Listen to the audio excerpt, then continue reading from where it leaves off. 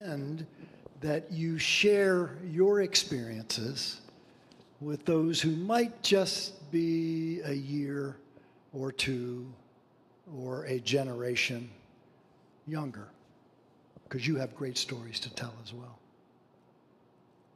Audible. Okay. Want to do that a little bit later?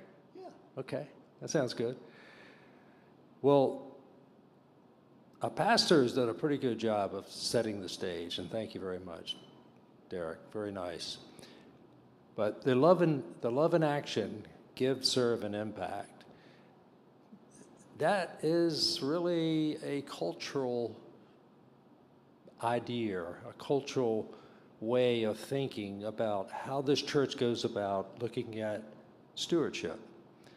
And stewardship, as we've said earlier, this is not your father's stewardship campaign. This is not your traditional stewardship where you have a couple weeks and that's it. This is a cultural change, or not a change, but a cultural feeling within the church to really look at mission and how everybody is contributing to that mission. In other words, give, serve, impact. What we want to do is unpack this for you so that you really, when you see these logos and this branding, if you will, you will start to understand you participated in that. You made that happen.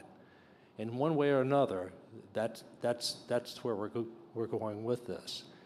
And I do want to say, the Barry and I got together. The pastor asked for volunteers, and we prayed on it, and we came together and we said, let's meet and talk. And the theme, let us love not in words and speech, but in truth and action, just was where we started. And as he's mentioned, Brantley sat in, Mel sat in, Dave sat in, Alice sat in, and we started brainstorming what that means. And I could see the wheels turning back there with Brantley, and he comes back and says, we've got to shorten this, and it's got to really make sense. And so he came up with love in action. And love is really the church. We are in the church. There's love within the church, like it is in with your family. And the church is your family. And the action is the action you take and the action we take, meaning the church takes, to make things happen within the church, to make mission happen. So, again, that you're seeing that around a lot, and that's going to be continued. So we spent some time over the past couple of months trying to communicate with you and expand on the list that Derrick mentioned briefly on what it is that we do as Francis Asbury United Methodist Church, and what we do because of what you give of yourself that makes it able for us to do. And there's a whole lot of stuff. We reach out to this community very well. And heaven is the only limit as to what we could do. And we've talked about that with as I said, with the other services. I would like to spin it just a little bit and have you reflect on your own lives and the impact that your contributions have made on yourself. Not on others, because those impacts are pretty easy to quantify. We prepared X number of meals. We fed this many people. We had this many people come into the church yesterday. But you made that happen. It couldn't have been done without you. And the question from me to you is, what did that do to you and your relationship with God and your relationship with each other? I think that's something we don't think enough about. So, the whole concept of stewardship is a concept of celebration. It's celebrating what the church has done this last year, what we're about going forward next year. It's about celebration of your time and your talents and your treasures that invest in this church. And so we look forward to that celebration, and we set a date. Every year, if you can go back to stewardship campaigns that were in the church, they were very short-lived.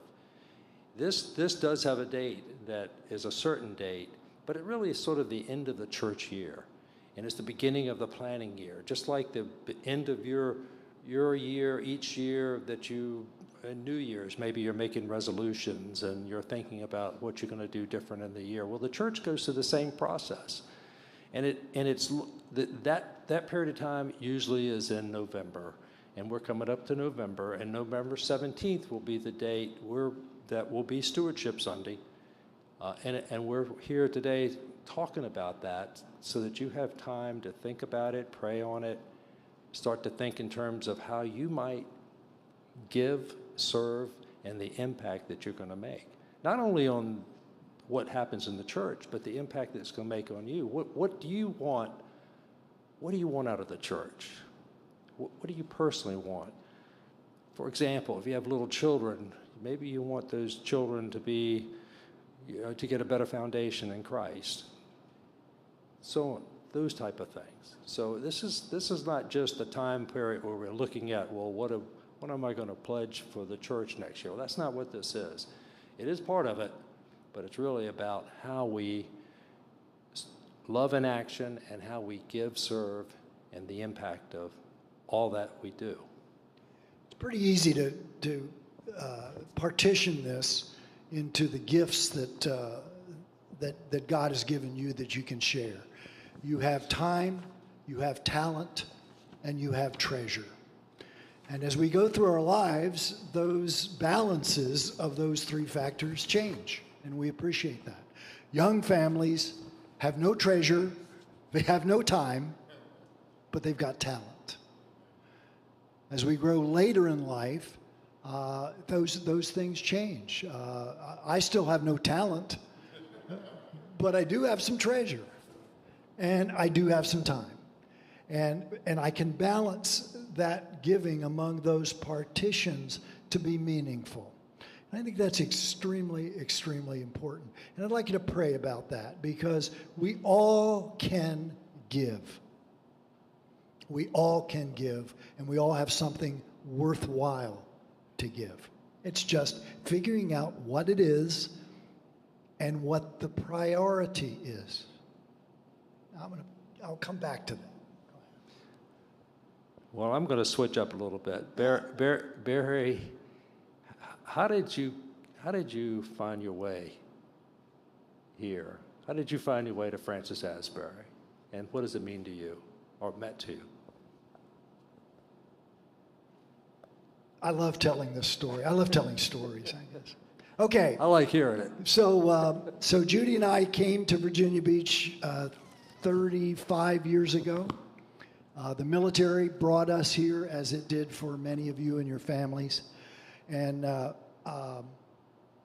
I was recruited to play softball because somebody found out I played college baseball. And I was bribed into a long-term contract with a quart of peach ice cream. And that will mean something to many of you, as one of our prior pastors had a passion for winning at everything. And softball, City Church softball was number one on his list. And he honestly, I'm not kidding, he recruited people to play softball to win that championship, and we did for several years. And bless Sue Rice's heart, she's dusted off the trophies in the storage room for 30 years since then. But we found a church home here, and churches are not perfect. I'm going to bear the cross here. We left this church for a while. There were issues that we just could not deal with, but we came back because It is family. It is our community, and it is the vehicle and the substance by which we grow closer to God. So our children have grown up in this church. It just means everything that this, you are our family. And that's our story. How about you? Well, my story is, my story is that my lovely wife, Donna, and her sister Dana were looking for a church, and they found this church. And they came to, and Donna says, "Ronnie, we found this church. We'd like to start going there." So we're attending, and I'm like, I'm like you, or like many people, when they were coming along, they were really busy, and as you were attending church, I thought, well, I really don't want to get too involved because it's going to take time, and I'm so busy in my business, and we were growing, and we were really all over the state of Virginia with our business, and I was traveling, and Donna knows I was really working pretty hard. Well, along comes that ice cream. I see that show up one day. He shows up with the ice cream, the peach ice creams, and I knew it was over. I was in the church. So anyway, make a long story short, maybe, I don't know, 5, 6 years ago, about 8 years or so, and Reverend Meek, one day, right after church, he comes down and talks to me. He says, I'd like for you to get involved. And I said, well, okay, what would you like me to do? And he says, well, I'd like for you to chair the church council. And I said, well, what's that? And so anyway, make a long story short, I got started.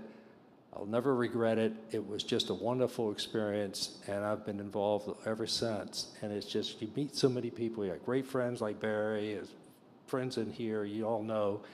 And it has just been a wonderful, you create another family when you become involved. And I'm preaching to the choir because I know I'm looking out over here, and I know how the people I know how they feel. And it's a great, great place to be.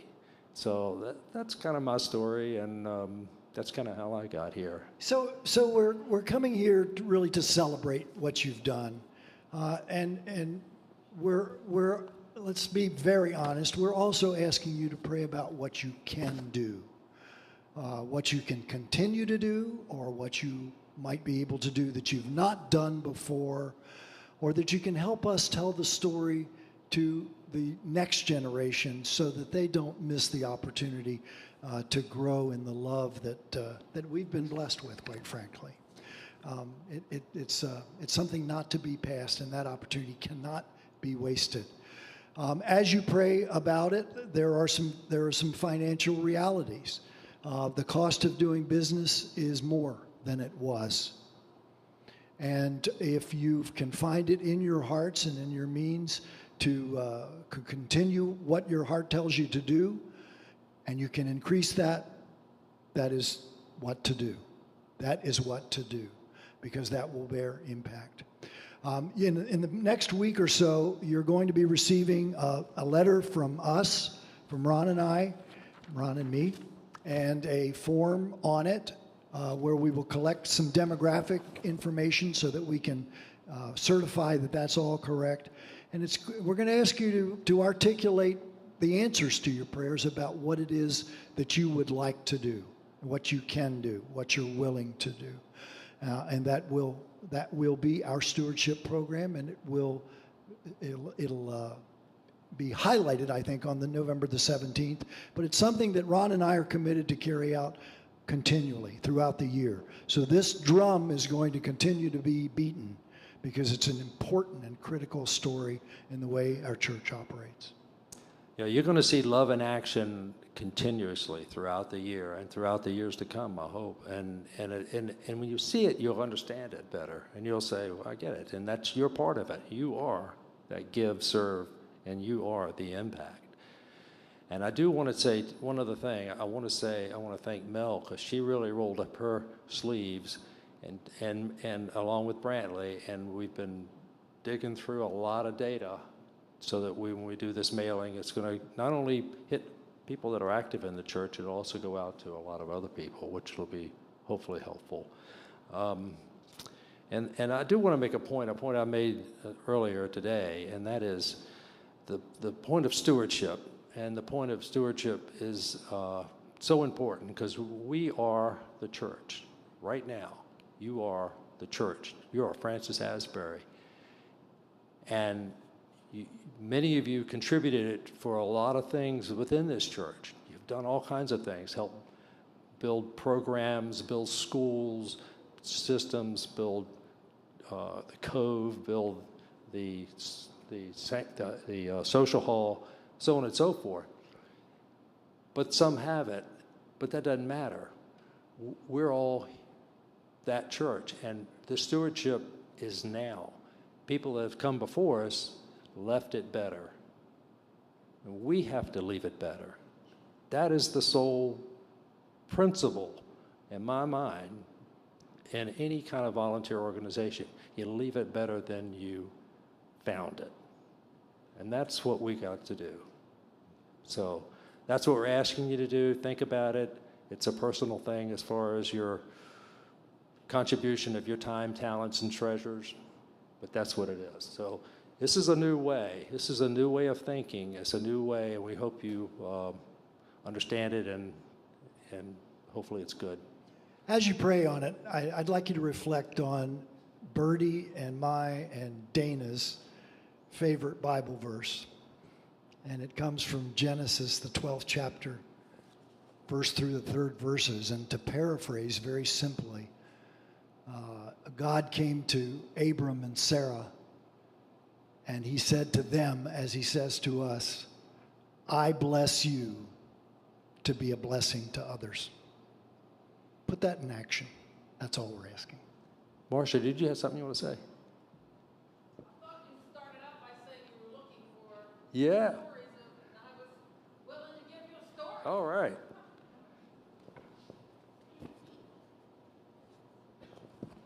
Thank you. I'm a member of the French Circle. Is this working? Okay. And one of the things that I always look forward to is our Christmas family. Each year, since I've been a member, we have selected one, sometimes two, if we have the funds to support it, Christmas families, where we outfit them with their heart's desire. And it's, number one, fun to shop with the ladies. We normally go to Target. But in addition to the funds that we've raised, and we've kind of slipped our fundraising since COVID, but it's nice to see us not only putting what's on the wish list, but some extras, and the ladies will sometimes go ahead and put it on their personal charge instead of out of the fund. And the French Circle does a lot else, and I won't belabor the thing, but again, when you see what we've done for families and how appreciative they are, it really inspires you to do more and to continue what we're doing. And like I say, I have really enjoyed the fellowship and the works of the French Circle. So I am going to also say, those of you who want to come out to Great Neck at 6 o'clock on Tuesday, even if you're not currently a member, we'd love to have you. And I'll say one other thing. I came here, registered Sarah at school, and saw the Methodist church across the street. And I said, oh, I'm looking for a church. I'll try there. That Sunday, June Savage was playing. Harry Kellett was singing a solo. And I never looked anywhere else. I knew that the music was enough to keep me. And when Joe French came to our house, he apologized profusely that the store was out of peach ice cream. So to compensate, he brought us 2 vanillas. That's great. Anybody else wish to share a story? I wanted Barry to say something about, Barry, you had shared something in the first 2 services, and I wanted you to share that again. You talked about how important it was that you still write checks. Remember that? Oh, yes. I briefly mentioned it, but I didn't. I gave the younger folks a little more background. This is a wonderful opportunity to prioritize and to to demonstrate internally what's important to you in your life. What is important? I'm so old that I still write checks.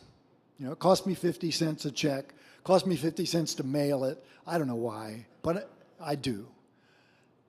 I take such warmth every month in that the first check I write is to Francis Asbury.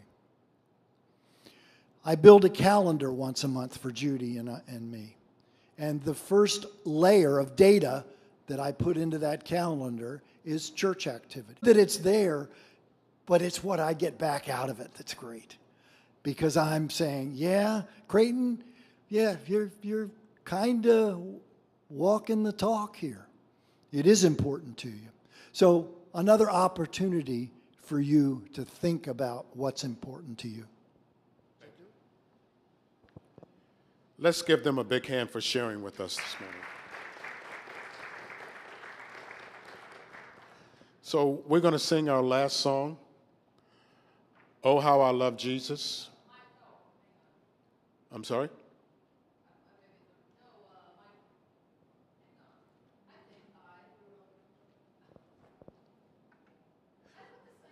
Please stand.